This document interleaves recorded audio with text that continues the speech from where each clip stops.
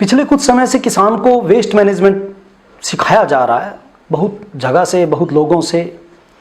और वो लोग वेस्ट मैनेजमेंट सिखा रहे हैं जो लोग प्लास्टिक में खाते हैं, प्लास्टिक में पीते हैं, प्लास्टिक में नहाते हैं, प्लास्टिक में सोते हैं।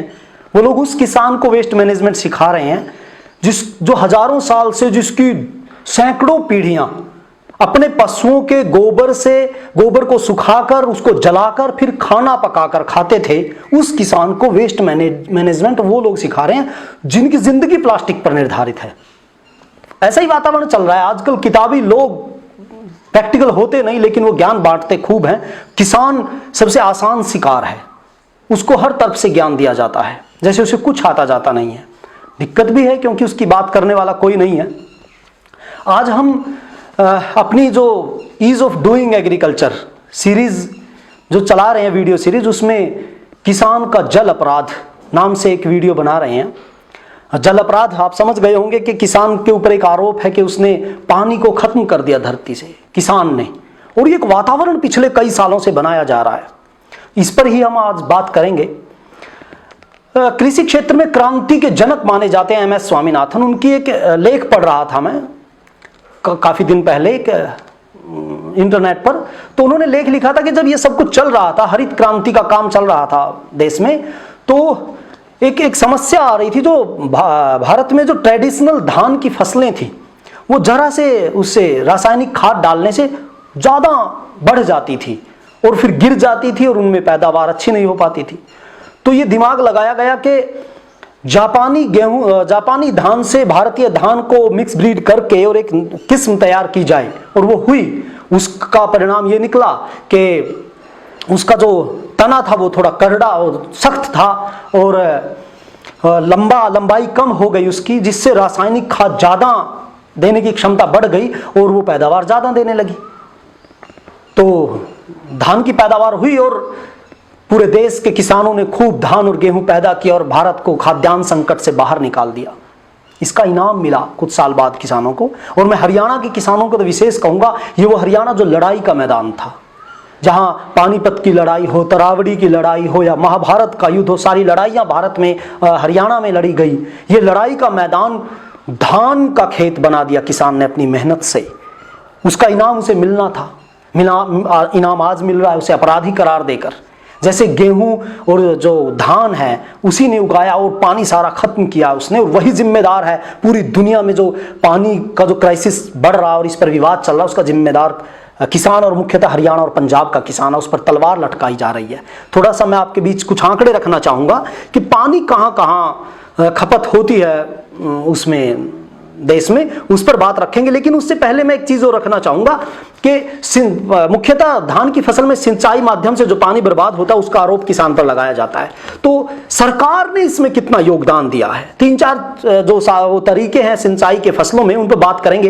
एक है सीधा ट्यूबवेल लगाया और पानी खेतों में दिया, जो हरियाणा में, पंजाब में खूब फैला और किसानों ने इस पर काम किया, क्योंकि किसान की पहुंच में यही था। सरकार के पास आवेदन भेजा और बिजली का कनेक्शन मिलता तो वो ट्यूबवेल लगा लेता, मिस्त्री को बुला के और ट्यूबवेल लगाता और अपना खेत सींचता और खूब पैदावार करता। इसके पहुंच में था, ये इसने किया। क्योंकि अभी भी पिछले कुछ दिन पहले आपने देखा होगा कि हरियाणा सरकार ने चुनाव से पहले कहा था कि हम लोगों को नए बिजली कनेक्शन देंगे, तो बेचारे लोगों ने धड़ाधड़ खूब पैसे दिए। चुनाव से पहले सरकार ने पैसे लिए और पैसे लेकर गटक गए। उसके बाद कोई लेना देना नहीं किसानों के साथ। और ये नहीं कि कनेक्शन देंगे, बल्कि ये कहा जो धान लगाएगा उसे तो कनेक्शन कतई नहीं देंगे। उस समय नहीं कहा कि आप पैसे भरने से पहले बताओ धान कौन लगाएगा कौन नहीं लगाएगा, अगर कोई धान लगाएगा लिख के तो हम उसका कनेक्शन नहीं देंगे। उस समय चुनाव था सामने, उस समय तो कहा 2 पैसे हम आपको कनेक्शन देंगे, वोट लेनी थी। बेचारे किसान भोले होते हैं, उन्होंने खूब पैसे दिए, पैसे भी इनके खजाने में चले गए और ना उस पैसे का कोई लेना देना, वोट भी ले ली। और अब कहते हैं अब आपको कनेक्शन नहीं देंगे अगर आपने धान लगाई। अब शर्तें, क्योंकि धान लगाने से सारा पानी बर्बाद कर दिया किसान ने। तो सरकार ने क्या क्या किया देखिए, एक नहर से सिंचाई हो सकती है हरियाणा में, सरकार बहुत प्रयास कर रही है, वो प्रयास बताएंगे। फव्वारा विधि है, छिड़काव विधि से खेत में सिंचाई की जा सकती है, और ड्रिप सिस्टम विधि से सरकार ने कितना काम किया मैं उस पर थोड़ी सी बात रखना चाहूंगा। हरियाणा सरकार का जो सर्वेक्षण विभाग है उसकी रिपोर्ट मैंने निकाली है, आप उसे हम उसका लिंक भी डाल देंगे और आप देख भी लीजिएगा, सरकार की वेबसाइट पे है। 2019 और 20 की रिपोर्ट में आपको बताऊंगा कि सरकार ने इस क्षेत्र में कितना काम किया है। सबसे पहले बताते हैं, नहर के क्षेत्र में सरकार ने एक प्रधानमंत्री कृषि सिंचाई योजना के अंतर्गत हरियाणा सरकार ने इस पर जो पैसा खर्च किया है एक योजना के अंतर्गत 1374.92 लाख रुपए।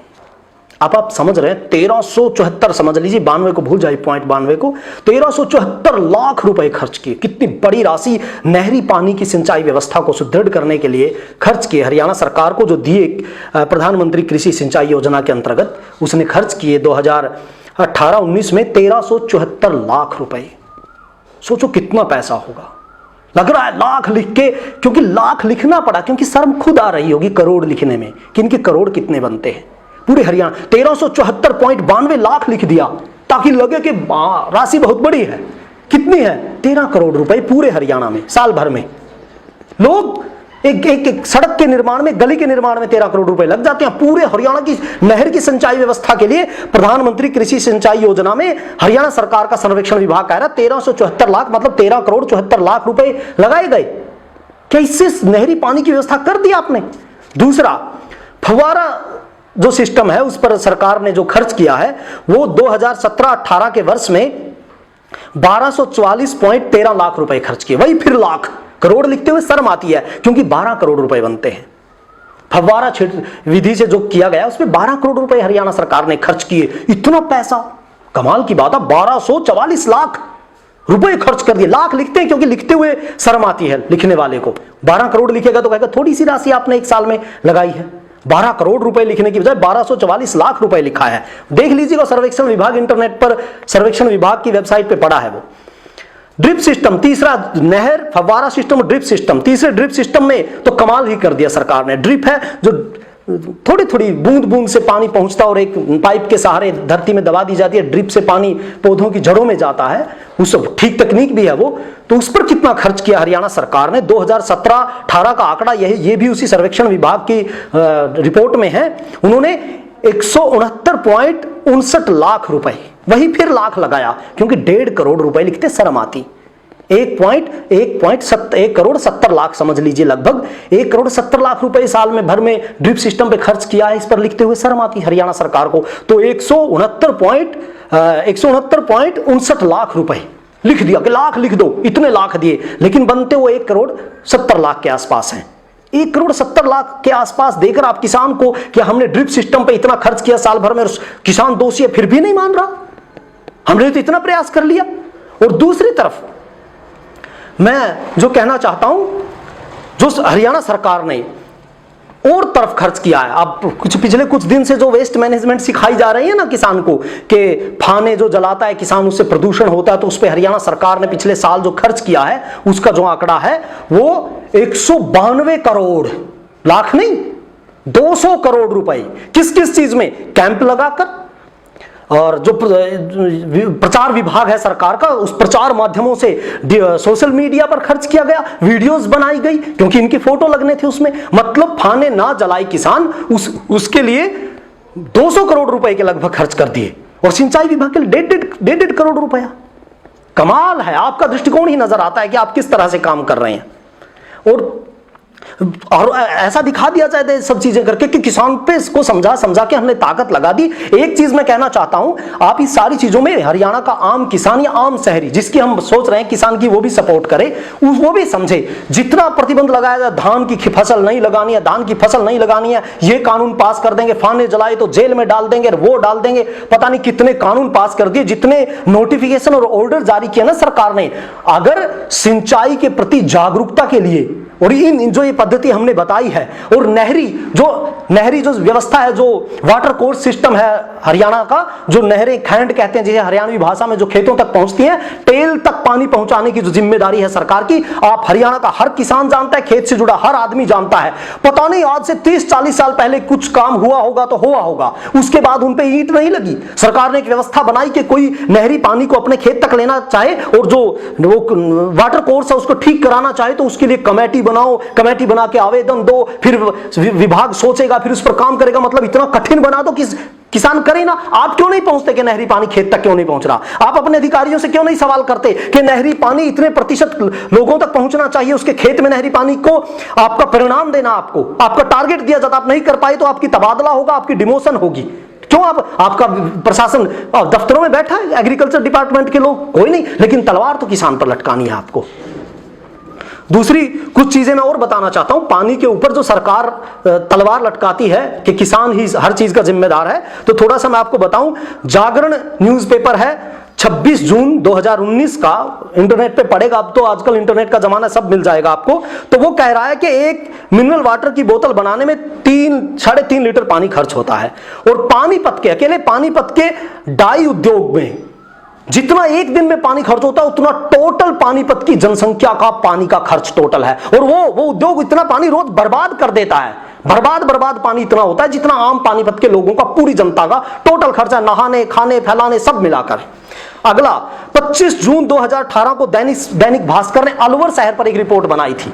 अलवर शहर में जो शराब की फैक्ट्रियां हैं, उनमें जितना पानी खर्च होता है, वो टोटल, जहां अलवर राजस्थान का इलाका है, वो हरियाणा में भी वही चीजें चलती होंगी शराब बनाने में। तो अलवर जो राजस्थान का वो इलाका है जहां पानी की बहुत किल्लत है, वहां पर इतना पानी शराब की फैक्ट्रियों में खर्च होता है जितना साल भर का, रोज साल भर में जितना फैक्ट्रियां खर्च करती है, उतना ही साल भर में अलवर के लोगों का पानी की सारी जरूरतें पूरी हो सकती है। पता नहीं शराब कंपनियों को जरूरी है, वो जरूरी होगी शायद, सरकार के लिए उनकी तरफ ध्यान नहीं दिया जाता। हाँ, खेती जरूरी नहीं है, खेती को छोड़ दिया जाए। चावल जरूरी नहीं है, चावल की बात, चावल के लिए क्या इंपॉर्टेंट। हिंदुत्व की बात करने वाले लोगों को थोड़ा सा कह देता हूं आपको, थोड़ा सा चावल को पौराणिक व्यवस्थाओं में भी पढ़ लो, चावल का महत्व कितना है हिंदुत्व की परंपरा में। चावल क्या चीज है, शायद जानते तो शायद एक्शन इतना ना लेते, इनको पता नहीं चावल कितना महत्वपूर्ण है भारतीय कर्मकांडों और संस्कारों में, जिसको हिंदुत्व कहते हैं। दूसरी बात, आप एक चीज, वॉल स्ट्रीट जर्नल 2009 का एक अखबार की मैंने कटिंग पढ़ी है, 17 फरवरी 2009 को, अमेरिका का एक अखबार है, वो कह रहा है 2 लीटर सोडा बनाने में 132 गैलन पानी खर्च होता है। सोडा बनाने में 2 लीटर मतलब 400 लीटर के। वॉल स्ट्रीट जर्नल बता रहा है ये चीज, 2009 का 17 फरवरी का अखबार है ये। 400 लीटर के करीब 2 लीटर सोडा बनाने में, और एक जींस बनाने में, स्टोन वास्ट जींस जो लेविस की है, उसको 1800 लीटर के लगभग पानी खर्च होता है एक बनाने में। टी शर्ट में 700 गैलन पानी, मतलब 2000 लीटर के आसपास पानी खर्च होता है। एक पिंट ऑफ बियर, मतलब एक गिलास, बड़ा गिलास जो बियर का होता है, उसे बनाने में 72 लीटर पानी खर्च होता है। और दैनिक भास्करी जो अलवर के उसकी रिपोर्ट बता रहा था, उसमें बता रहा है कि 1 लीटर शराब की बोतल बनाने में, 1 लीटर शराब की बोतल बनाने में 60 से 150 लीटर पानी खर्च होता है 1 लीटर के लिए। यह है 24 जून 2018 का दैनिक भास्कर अलवर का अखबार है, वहां पर आप पढ़ लीजिएगा। 1 लीटर शराब की बोतल 60 से 150 लीटर पानी खर्च होता है, और औसतन 1 लीटर पे 100 लीटर पानी खर्च होता है शराब का। वो तो जरूरी चीज है, उस पर बात नहीं होगी। धान, चावल, किसान, सब्जियां, ये सब बेकार की चीजें हैं, इन पे आप, और मैं तो इतना कहना चाहता हूं इन सब चीजों से कि जो सरकार, जो कृषि विभाग है देश में या हरियाणा में, मैं समझता हूं कृषि विभाग, कृषि मंत्रालय का नाम नहीं है, इसका नाम कृषि कंट्रोल सिस्टम कुछ होना चाहिए। और हम भी सोचते हैं, हम कार्यक्रम चला रहे हैं ईज ऑफ डूइंग एग्रीकल्चर, हमने लिया था ईज ऑफ डूइंग बिजनेस से, लेकिन लगता है अब इसका डिफिकल्टी ऑफ डूइंग एग्रीकल्चर के नाम से बनाना चाहिए। कृषि को करने में कितनी मुश्किलें आ रही हैं। मैं इस चीज के माध्यम से एक चीज सिर्फ कहना चाह रहा था कि सब चीज का जिम्मेदार किसान है। आज धान लगा दी, शायद किसान ने सोचा होगा उस समय, अब कह रहे हैं कि किसान दलहन की वो फसल लगाएं और मक्का लगाए, और ये कहा जा रहा है कि ये परंपरागत जो खेती थी किसान की हरियाणा में, दलहन और मक्का लगाया जाता था, फिर धान लगाने लगा। खुद लगाई थी किसान ने धान, बताए, सरकार खुद लगाई थी। किसान खुद गया जापान, वहां से बीज के जीन लाया, हरियाणा या भारतीय बीजों के साथ मिलाया, फिर उसने वो उसको डेवलप किया और फिर उस बीज को तैयार किया हरियाणा के किसान या पंजाब के किसान ने, फिर वहां धान लगाई। वो दोषी वो सब कुछ कर गया इतना, या आप लोगों ने किया था? और उस समय किसान का मन उतर गया, या तो उस समय भी किसान ने अपनी मर्जी से किया था कि उसका मन हुआ उसने दलहन और मक्का छोड़ दिया, और मन हुआ फिर धान को बीज उसने बढ़िया तरीके से बीज को बनाया और फिर उसने लगा दिया अपनी मर्जी से, या आपने लगवाया था? आपने लगवाया था तो दोषी आप हैं। और अगर खुद लगाया था तो अब क्यों डंडा दिया जा रहा है किसान को? अब वो अपनी मर्जी से करने दो। अब क्यों कहा जा रहा है कि आपकी ट्रेडिशनल फसलें लगाओ, मक्का लगाओ, दलहन लगाओ, जब ये तब नुकसानदायक थी, अब फायदेमंद हो गई, या अब आपका फायदा नहीं हुआ इससे? किसान का नुकसान और फायदा नहीं देखा जा रहा।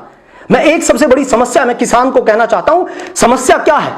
कहीं शराब के सेक्टर में अगर पानी खर्च हो रहा है तो कोई बोलेगा नहीं, क्योंकि वहां ऑर्गेनाइज्ड लोग हैं, वहां पर पैसा भी है, ऑर्गेनाइजेशन भी है। वो मंत्री जी को पैसा दे देंगे या फिर प्रेशर इतना बना देंगे, इकट्ठा होके दबाव झेलना पड़ेगा। करोड़ों किसान ऑर्गेनाइज नहीं है, इनके अलग अलग संगठन, अलग अलग, बेचारे वो समझ नहीं पाते उनको करना क्या है, और संगठनों का भी उपयोग किया जा रहा है, उन संगठनों को बहका दिया जाता है। अगर संगठन एकजुट होकर लड़ते तो हिम्मत क्या थी ऐसे ऐसे फतवे पारित करने की?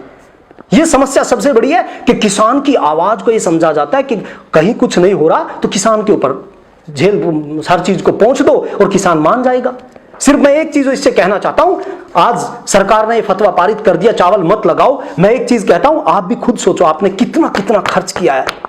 ये आंकड़े आपके सामने, आपने जो एक सीधे, एक और बात है कि जो एक सीधी बिजाई होती है जिसे श्री सिस्टम के नाम से कल्टीवेटिंग सिस्टम कहा जाता है धान का, वो उसमें क्या है, पानी दिया जाता है, जैसे गेहूं में कम पानी में धान होती है उसमें, और सीधी बिजाई की जाती है।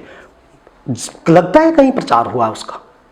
कोई लेना देना नहीं, कोई मतलब नहीं है, सुनाई नहीं दिया हमने तो कभी कि जरा सा कहीं अखबार में कोई कटिंग पढ़ ली या इनके विभाग के लोगों ने फोटो खींच के सरकार के पास भेज दिए। मैं तो इतना कह सकता हूं, जितनी चिल्ला चीख आप इन सब चीजों पर किसान को जिम्मेदार समझकर मना कर रहे हैं ना, अगर इतने आप उस समय उस धान को लगाने के लिए बयान भी जारी कर देते, या फिर नहर के सिस्टम को, फव्वारा सिस्टम को, ड्रिप सिस्टम को सही तरीके से चलाने के लिए इतने बयान भी जारी कर देते तो कृषि की स्थिति आज कुछ और होती। जितने आप किसान को धमकाने के लिए ऑर्डर जारी कर रहे हैं, उसकी तरक्की के लिए उतने बयान भी जारी नहीं किए आपने। मैं सिर्फ इतना कहना चाहता हूं, आपके पास डंडा है, आपके पास पावर है, क्योंकि बेचारे लोगों ने मजबूरी में, आपके सब किसानों ने भी समझ लिया कि सब कुछ बदल जाएगा, आपको वोट दी, बेचारे झेलना आप लोगों को। लेकिन इतना जरूर कहना चाहता हूं मैं, किसान को पानी को खत्म करने का जिम्मेदार मत ठहराइए, और बहुत से सेक्टर उनकी तरफ भी ध्यान दीजिए। हाँ, मैं नहीं कहता, आप कहेंगे कि वो सेक्टर जरूरी है, तो ये भी देखना है कौन जरूरी है कौन नहीं। पानी तो हम लोग नहाते हैं उसमें खर्च होता है, पीते हैं उसमें खर्च होता है, पानी हम बाथरूम जाते हैं, एक दिन में बाथरूम जाते हैं तो एक बार में 10 लीटर पानी हम फ्लश से बहा देते हैं। एक आदमी एक दिन में 1 क्विंटल पानी बहाता है, ये चीजें भी पानी खर्च कर रही हैं। पानी तो खर्च निश्चित होगा, ये देखना है कौन सी चीज जरूरी है कौन सी गैर जरूरी है, किसको आप जिम्मेदार क्यों ठहराए हैं। इस पर बहस की जरूरत है, ऑर्डर की जरूरत नहीं। अगर आप ऑर्डर दे रहे हैं तो परिणाम आप देख लीजिएगा, आपके सामने होगा।